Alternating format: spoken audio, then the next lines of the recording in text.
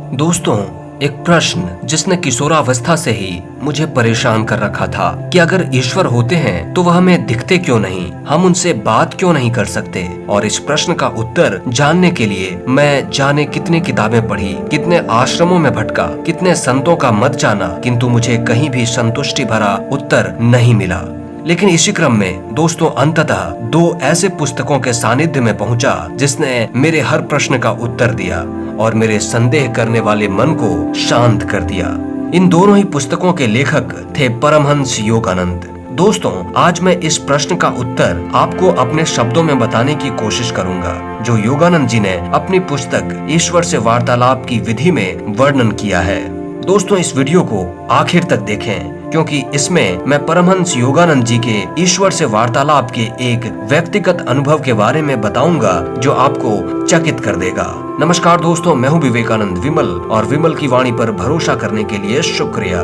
दोस्तों, योगानंद जी कहते हैं कि ईश्वर से वार्तालाप करना एक वास्तविकता है, यह कोई मनगढ़ंत बात नहीं। भारत के हजारों संत ईश्वर के साथ संपर्क में अपने ध्यान में रहते हैं, लेकिन वह कभी भी हमारी सामाजिक संरचना में दखल अंदाजी नहीं करते क्योंकि इससे सृष्टि के खेल में बाधा उत्पन्न हो सकती है। यह वार्तालाप एक पक्षीय नहीं बल्कि द्विपक्षीय होता है, यानी आप केवल प्रार्थना नहीं कर रहे होते बल्कि ईश्वर आपके हर प्रश्न का उत्तर भी देते हैं। दोस्तों, अब आपके मन में प्रश्न उठ रहा होगा कि अगर यह संभव है तो हर व्यक्ति ईश्वर से बातचीत क्यों नहीं कर पाता, वह खुद को ईश्वर से इतना दूर क्यों महसूस करता है। योगानंद जी इसके कुछ कारण बताते हैं। पहला कारण, हमारा संदेह करना। दोस्तों, जरा खुद पर ध्यान दीजिए, अपने मन को टटोलिए कि क्या आपके भीतर विश्वास है कि आप ईश्वर से बात कर सकते हैं या ईश्वर से बातचीत संभव है। शायद नहीं।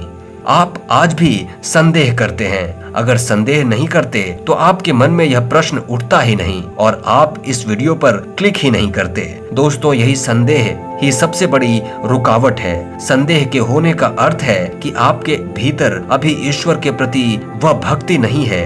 भक्ति यानी ईश्वर के लिए निस्वार्थ प्रेम। योगानंद जी कहते हैं कि मनुष्य केवल अपने मन से ही ईश्वर की प्रार्थना करता है। वह हृदय की पूर्ण गहराई और आतुरता के साथ प्रार्थना नहीं कर पाता, इसलिए ऐसी प्रार्थना भगवान से उत्तर लाने में अति असमर्थ होती है। दोस्तों, योगानंद जी के अनुसार परमात्मा से हमें आत्मविश्वास और ऐसी निकटता की भावना से बातचीत करनी चाहिए जैसे हम अपने माता पिता से करते हैं। इस प्रकार की विनती को स्वीकार करने के लिए ईश्वर भी विवश हो जाते हैं। इसलिए यह आवश्यक है कि आपको उन पर पूर्ण विश्वास हो कि एक न एक दिन वह उत्तर अवश्य देंगे आपके प्रश्नों का। आपका विश्वास ही आपके संदेह को मिटा सकता है। इसके अलावा दोस्तों, योगानंद जी यह भी कहते हैं कि हमारे मन में ईश्वर की एक निश्चित धारणा भी होनी अनिवार्य है, अन्यथा कोई स्पष्ट उत्तर नहीं पा सकता। इसका अर्थ यह है कि आपके मन में ईश्वर का कोई रूप, कोई छवि अवश्य होनी चाहिए जिस रूप में आप उन्हें देखना या महसूस करना चाहते हैं। अगर आप उनका जगन्माता के रूप में दर्शन प्राप्त करना चाहते हैं तो वो आपको जगन्माता के रूप में ही दर्शन देंगे। अगर आप उन्हें राम, कृष्ण, शिव, जीसस, बुद्ध या किसी भी अन्य रूप में दर्शन चाहते हैं तो आपको वह उसी रूप में दर्शन देंगे।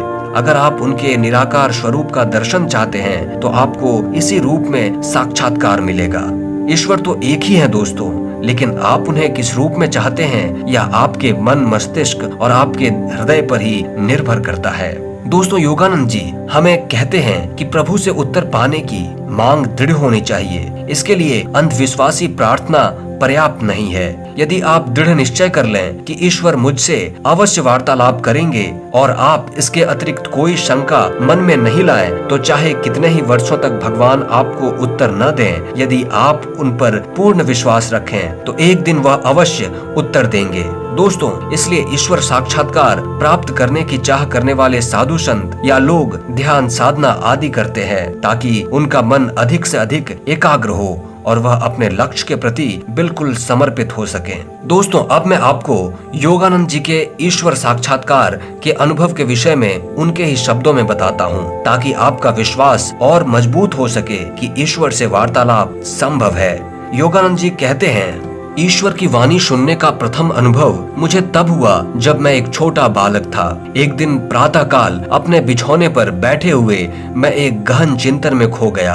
बंद नेत्रों के अंधकार के पीछे क्या है, यह अन्वेषी विचार बड़े वेग से मेरे मन में आया। उसी क्षण मेरी अंतर्दृष्टि में प्रकाश की एक अपरिमित चमक प्रकट हुई। पर्वत गुफाओं में ध्यान मुद्रा में बैठे हुए संतों की दिव्य आकृतियां मेरे ललाट के भीतर विशाल ज्योतिपट पर छोटे छोटे चलचित्रों के समान दृष्टिगोचर होने लगी। आप कौन हैं? मैंने ऊंचे स्वर में पूछा।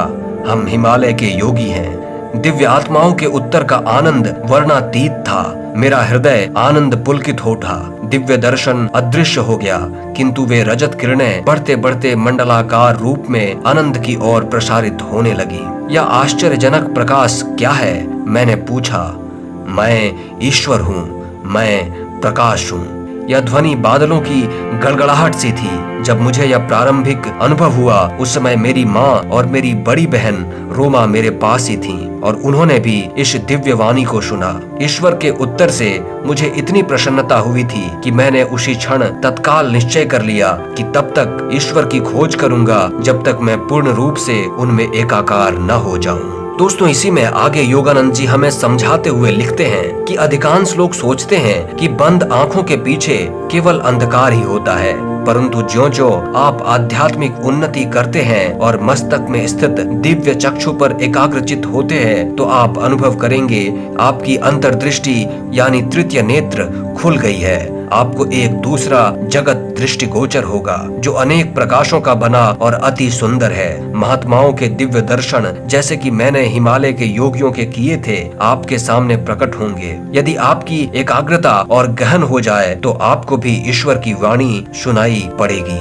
दोस्तों, ईश्वर साक्षात्कार के ऐसे ही अनेकों वर्णन आपको योगानंद जी के पुस्तक में मिलेंगे। अगर हम भी योगानंद जी या हमारे महान संतों जैसी श्रद्धा समर्पणति अपने हृदय में, अपने मन में जगा सकें, तो ईश्वर साक्षात्कार बहुत दूर नहीं। हम सभी को ईश्वर साक्षात्कार प्राप्त होना ही है, तभी जन्म मरण के इस बंधन से मुक्ति संभव है। बस फर्क इतना है कि उसमें वक्त कितना लगता है। हम जितनी जल्दी इस मायावी संसार से दूर होकर प्रभु चरण में खुद को समर्पित कर देंगे, उतनी ही जल्दी शायद हम ईश्वर साक्षात्कार या एकत्व की तरफ कदम बढ़ा पाएंगे। दोस्तों, वीडियो अच्छी लगी है तो इसे अपने परिवार दोस्तों तक अवश्य शेयर करें ताकि ज्ञान का प्रकाश फैलता रहे। बहुत बहुत शुक्रिया, धन्यवाद।